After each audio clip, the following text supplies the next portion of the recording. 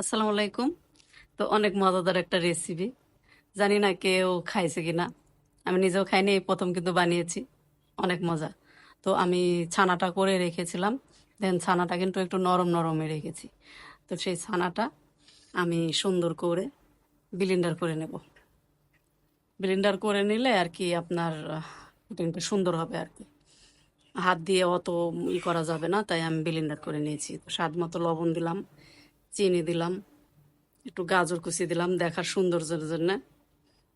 গাজর কুচিটা দিলে কিন্তু দেখতেও অনেক সুন্দর লাগে, খেতেও কিন্তু ভালোই, খারাপ না। দেখেন এভাবে একটু ভালো করে মাখিয়ে নিতে হবে, সুন্দর করে মাখাতে হবে। তো আমি মাখিয়ে কিন্তু ভালো করে মাখিয়ে নিয়েছি, আর তেল ব্রাশ করে নিয়েছি বাটিটাতে। ব্রাশ করে কিন্তু আমি দিয়ে দিচ্ছি বাটিটার ভিতরে। আর এখানে গরম পানি দিয়ে কড়াইয়ে আমি বাটিটা দিয়ে দিব। দেখেন দিয়ে দিয়েছি গরম পানির মধ্যে। তো বেশিক্ষণ লাগে না, অতিরিক্ত 20 মিনিট হলেই কিন্তু হয়ে যায় জিনিসটা, পুডিংটা। তো ভালো লাগলে লাইক, কমেন্ট, শেয়ার করে দিবেন।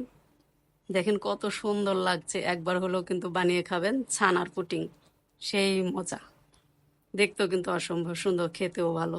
আল্লাহ হাফেজ।